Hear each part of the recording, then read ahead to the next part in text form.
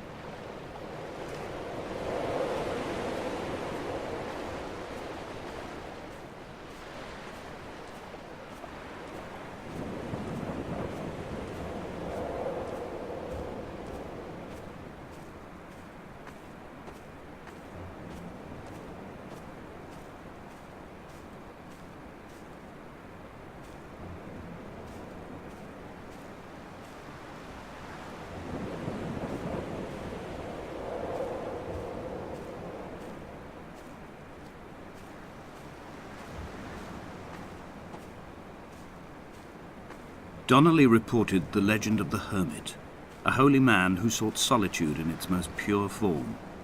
Allegedly, he rode here from the mainland in a boat without a bottom, so all the creatures of the sea could rise at night to converse with him.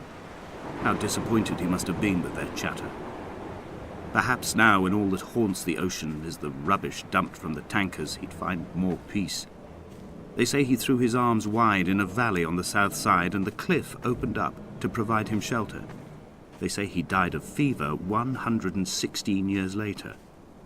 The shepherds left gifts for him at the mouth of the cave, but Donnelly records they never claimed to have seen him. I have visited the cave and I have left my gifts, but like them, I appear to be an unworthy subject of his solitude.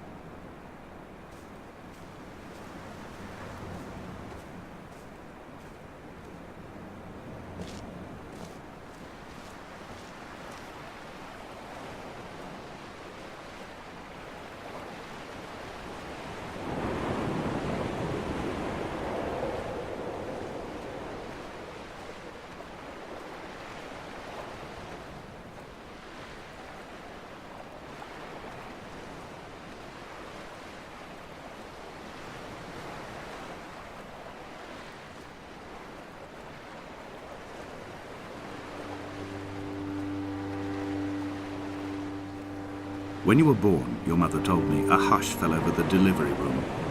A great red birthmark covered the left side of your face. No one knew what to say, so you cried to fill the vacuum. I always admired you for that you cried to fill whatever vacuum you found. I began to manufacture vacuums, just to enable you to deploy your talent. The birthmark faded by the time you were 6, and had gone completely by the time we met, but your fascination with the empty and its cure remained.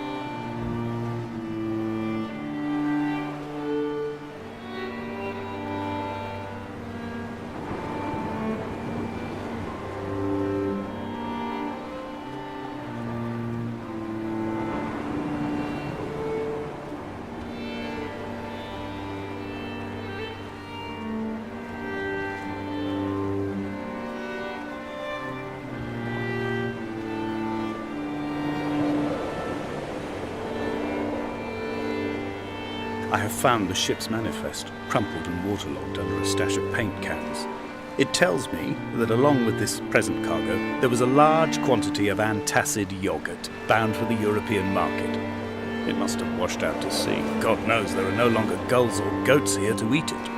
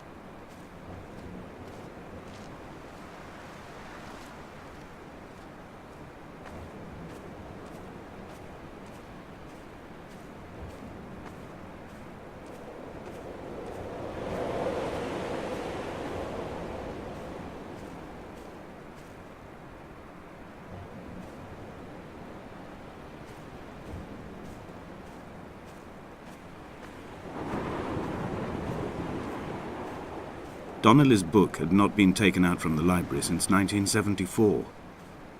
I decided it would never be missed as I slipped it under my coat and avoided the librarian's gaze on the way out. If the subject matter is obscure, the writer's literary style is even more so. It is not the text of a stable or trustworthy reporter. Perhaps it is fitting that my only companion in these last days should be a stolen book written by a dying man.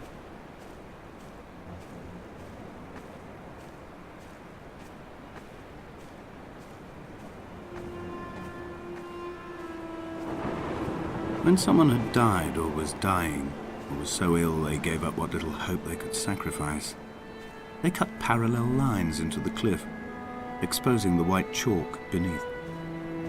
You could see them from the mainland or the fishing boat, and know to send aid or impose a cordon of protection, and wait a generation until whatever pestilence stalked the cliff paths died along with its hosts.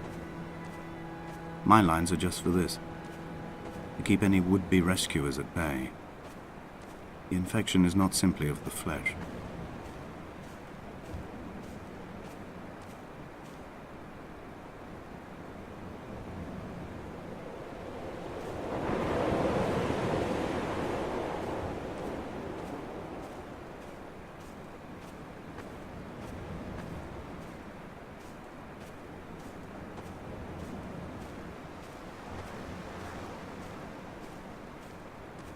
They were God-fearing people, those shepherds.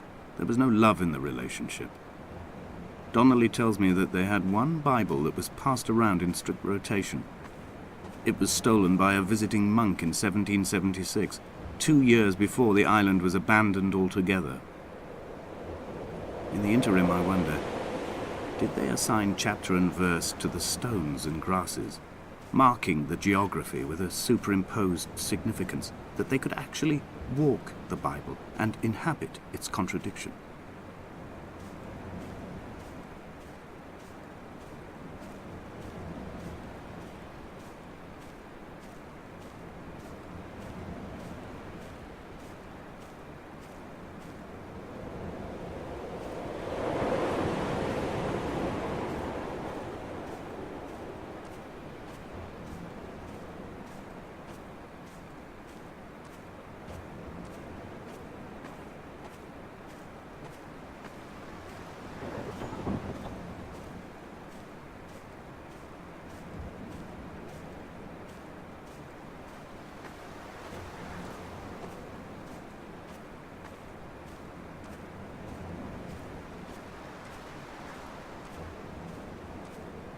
Dear Esther, I met Paul.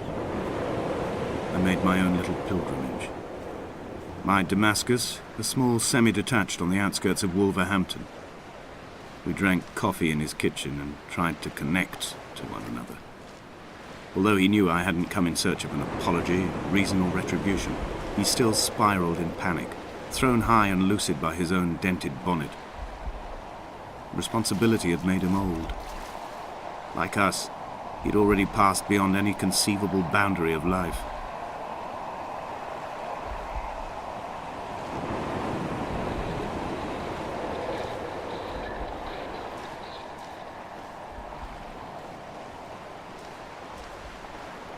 I threw my arms wide and the cliff opened out before me, making this rough home.